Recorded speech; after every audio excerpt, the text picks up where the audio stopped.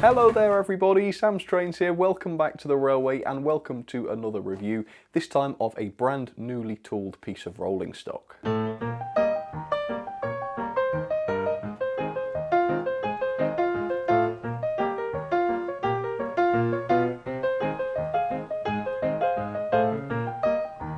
So today's model is one that I'm quite excited about actually. As you can probably tell from the title and thumbnail and whatnot, it is a brake van, but it's also a pre-grouping brake van and it's just brand new. Hornby have only just tooled this and it was only just released over the last month or so. So it is this, the Hornby LSWR 20-ton brake van, and as I say, yes, pre-grouping. I've got so many pre-grouping locos and no real, well, there's a few bits and bobs, but not an awful lot of pre-grouping rolling stock to run with them. So seeing models like this get released these days is really quite exciting. Having said that, I do have quite a lot of ex-LSWR locos, but to my knowledge I can't remember whether I've actually got any actual LSWR locos in an LSWR livery, so maybe this was a silly purchase. There were sort of, I think, Southern and BR versions of these available too. If you want to check out the entire range, I have included links in the description. I bought mine from Hatton's for £22.50, the RRP being £24.99, so 25 quid. That is obviously very, very expensive. It is twice as much nearly what I paid for this, the Oxford Rail towed brake van, which is a similar size really. I paid £12.50 for this from Hatton's, and it's even a few pounds more than this, the towed B brake van, which is also a 20-ton brake van. Yeah, more expensive than that as well. Now obviously, don't get me wrong, very expensive is fine, provided of course the model blows you away. So what Hornby are obviously doing with prices like that is setting high expectations, which I'm sure they will live up to, which is fine. So we're going to find that out today. Well, let's get started then. Let's get this out and find out what this one is like. So there we are, yes, LSWR 20-ton brake van, and just looking through the front of the box, it does look great, doesn't it? And as I say, very exciting to actually see some pre-grouping rolling stock. If you want to know exactly what this is, check out the end of the box here. As you can see, the product code for this one is R6911, LSWR 20-ton brake van, and the number at the bottom there is 9646. And with that, I don't think there's an awful lot else to say really. There's nothing on the box or anything, so that means we can get this out straight away and cut out some of my usual waffling, which I know deeply offends some people. But either way, here it comes. Right. So as I say, yeah, this was released very recently. I think it came out over December, probably late December really. So this ought to be the ultimate standard of brake van, hopefully, especially for the price. Okay, here it is, folks. Right, there it is. Well, I mean, obviously I've not had a chance to properly look at this yet, but the standard seems to be very, very high on this. There's a great quality finish. Decoration looks fantastic. There seems to be an awful lot of detail involved with this. So yeah, it looks like a great brake van and I can hardly wait to get this running. So I'm going to take a quick look at this off camera and then I'll give you some nice close-ups of this so that you can see exactly what this is like. Okay, let's get to it. Okay, so there it is then, the LSWR 20-ton brake up close and personal for you. And I think the briefest possible synopsis for this would be that it's a very, very good quality brake van for reasons we'll get onto. And also, as you can probably tell just by looking at it here, that it's an incredibly well detailed brake van. However, I'm still not 100% convinced that this is truly worth, you know, 20 to 25 pounds. For instance, it's extremely light. I weighed this in at 38 grams, which is very light for a piece of rolling stock. And in fact, it's a good 5 grams lighter than that Oxford Rail towed that I showed you earlier on. And that's only supposed to be a 16-ton brake. So it is substantially light. Obviously, it's ludicrous to compare different models on their weight, but it is just interesting given that that towed cost me nearly half of what this did. And I think as a customer, having spent that kind of money on a tiny little brake van, it is necessary to feel that your purchase was justified. Otherwise, you might not make any more in the future, which obviously wouldn't be great for Hornby. So the point being that when you hold this and then you hold the brake van that cost nearly half the price, it might feel a bit disappointing to note that this is less substantial as opposed to more. I don't know. Either way, yes, it's quite light, but the quality, as I say, is very good. One good example of that would be on the underside. As you can see, there are 4 screws holding the body on. So it's a real case of belt and braces here. Very, very sturdy stuff. And also the massive level of detail doesn't seem to have impacted the sturdiness very much. So as you can see, all of the handrails here are separately fitted. However, they're all supported, I suppose, due to the prototype really, but there are no great long spans of handrail, which means that you can touch them and they don't flex or anything like that, which is very good. And obviously the fact that they are separately fitted and therefore separately painted, I guess, means that the actual decoration there is perfect, and the contrast between the wood panelling of the actual brake van and those handrails is absolutely superb. And I should say something about the decoration, shouldn't I? Because as you can see, the application of some of the lettering and numbering there is superb, very, very well done. And the same thing goes for the underframe as well, which is good. The ends of the brake van also have a slightly different sort of brick-like colour applied to them, which I think looks really, really good. I mean, that's why you've got to love these old-fashioned pieces of rolling stock, because they have got a bit of style to them, haven't they? This model is also complete with glazed windows, as you can see on the side here, very nicely glazed, and in fact the glazing on the ends has that sort of almost corrugated texture to them, which again is quite nice and realistic looking, isn't it? And it does sort of obscure the interior of the brake, which is a shame because there is some detail inside there. I can see the brake wheel and the stove inside. Whether or not I'll be able to get a shot of that, I don't know, but it's really difficult to get eyes on that, yet to actually spot that inside is quite impressive, and so it should be, obviously, for a model of this price. You can also see that the underframe detail is considerable, and there is actually quite a lot of complexity underneath there, so that is very impressive to see. As you can also tell, we have metal wheels, which is great. Obviously, that's exactly what you'd expect from a brand new Hornby Railways brake van. And you've also got metal buffers, as you can tell, which looks great as well. Those are not sprung or anything like that, but they are at least very, very fine and good and realistic looking. The verandas look pretty good as well, as you can see. They've got what I would assume is some sort of toolbox at either end, or I suppose they could just be seats, I don't know, for the guard perhaps. But either way, there's plenty of detail going on there. There's even the wood panelling effect on the ground, which looks really quite good. And then you've got these separately fitted parts at either end. Not 100% sure what those would be, but they look ideal for holding a mug of tea or something. But yeah, there's a good level of detail inside there. The roof, unfortunately, isn't particularly well detailed. How important that is, I'm not too sure. Well, I'm fairly sure that it's not important. But yeah, just worth noting, I suppose. You've also got this little piece on the side here, which has got a special name. I've forgotten what that name is, but basically it contains front and back facing windows, which just enhances visibility as far as I can glean. There are sort of large gaps around it where the piece has been fitted. I'll have to compare this. In fact, if I can find a photo of the real thing, I'll put it on the screen now. Don't know whether those gaps would be quite so noticeable in real life or not. And the photos also show that these pieces down here shouldn't really be quite as bowed as they are. In fact, if I get an implement, hang on, you can see that because those are unsupported, there's quite a lot of flex in them. And so, yeah, it's quite easy to see how those have become bowed.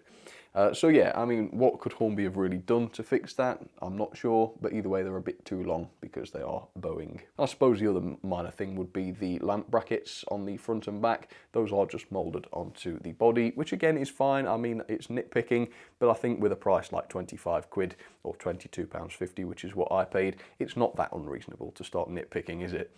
Besides that though, yes, it ticks all of the boxes, doesn't it? Very expensively, it ticks all of the boxes.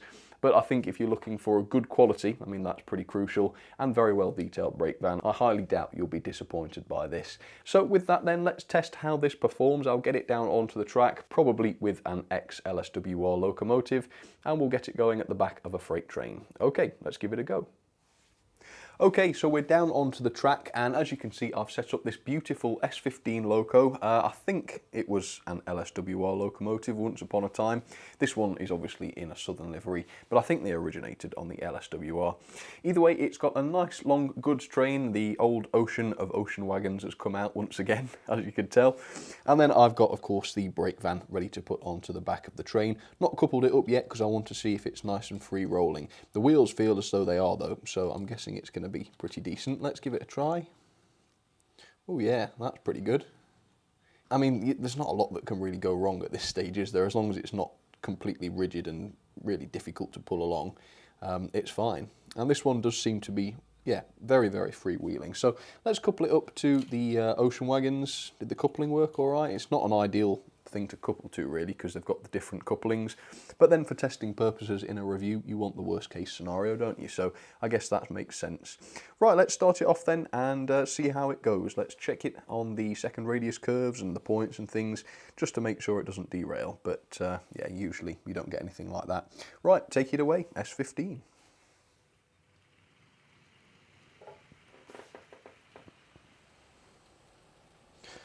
All right, let's keep a close eye on it. I've got some other engines set up for later, just to give you something else to look at.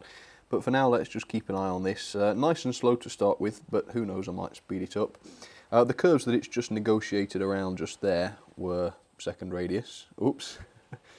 Gordon's Hill obviously killed the loco momentarily there. That was strange.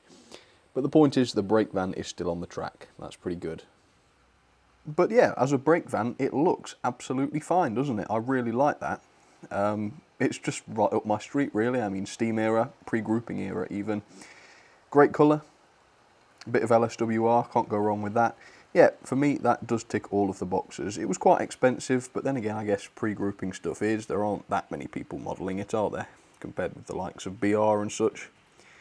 And I suppose the LSWR era is a relatively small window of time compared with, I don't know, the likes of the LNER and such. But for me, you know, it's a great thing to have. So yeah, I can recommend it. If you want to check out the affiliate link I have in the description, I can recommend it. Maybe the price will come down after a little while. I probably could recommend waiting until they drop below 20 quid, but we're only talking pounds really, aren't we? Yeah, overall the value for money is alright, isn't it? And it is a decent brake van at the very least, more than decent.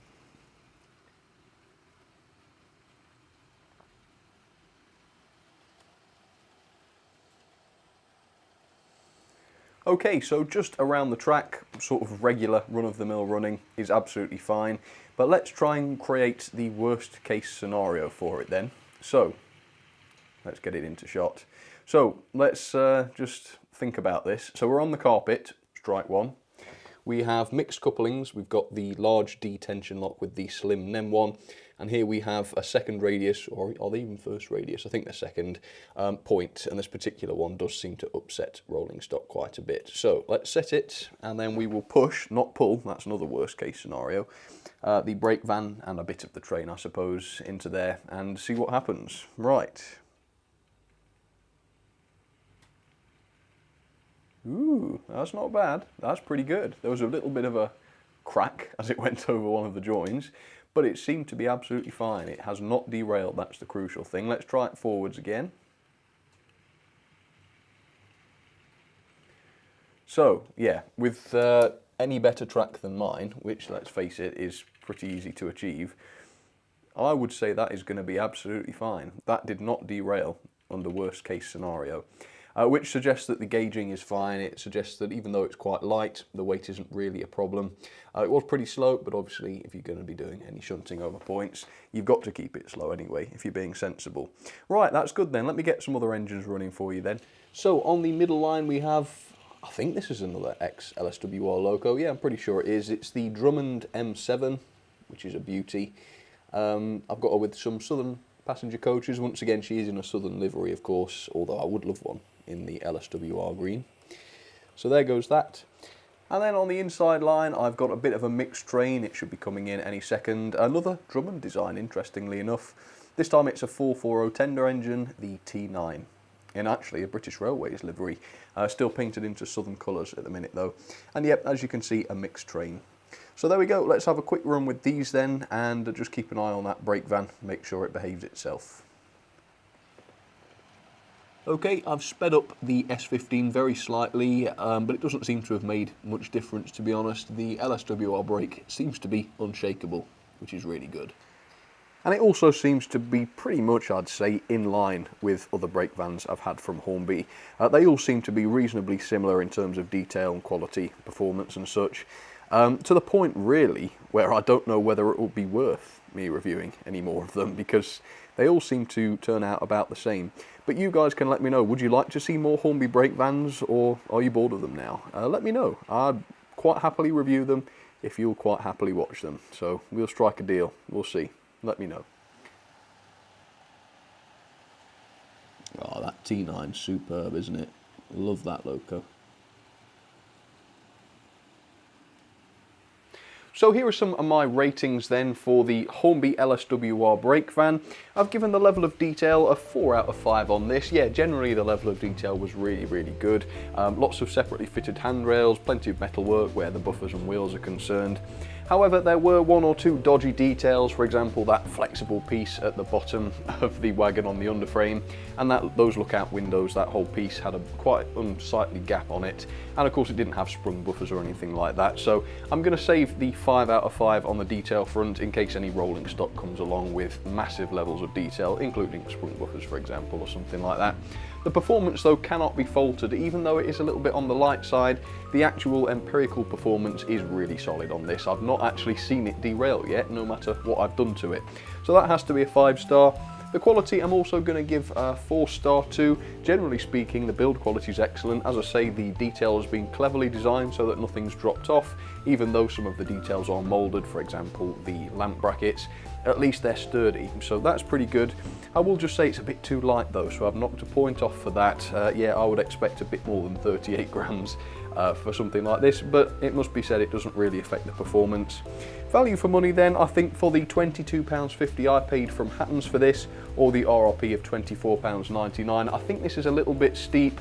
I'm probably just been shifted by probably literally that Oxford Great Western Toad, which I paid only £12.50 for, and that was brand new as well from Hattons. I think compared with that, the value cannot be said to be quite as good, but it's not terrible either, so I've given it a middle of the road 3 stars, which overall gives this model a 7.60 out of 10.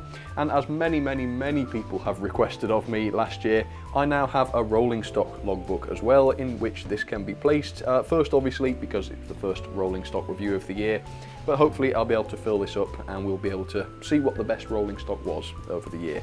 Very good.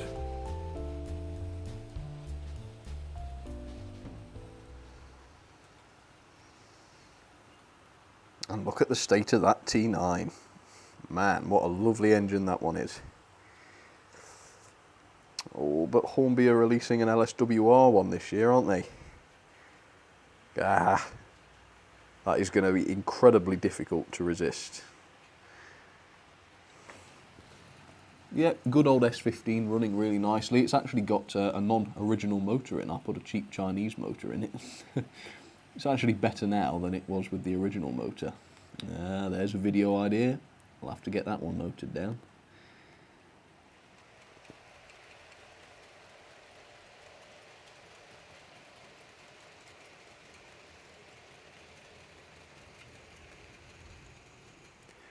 So there you have it then folks, that was the brand new tooled Hornby Warner 20-ton brake van from the LSWR, and a very good job they did on it as well. I enjoyed looking at that. It's amazing actually that I'm not entirely bored of brake vans, because I've done quite a lot of them and they're all similar like I say, but they're still enjoyable to look at. Maybe I'm just strange, but yeah, I did enjoy that. So I hope you did as well, of course, and I will see you very soon. Have a great week folks. I'll catch you next time.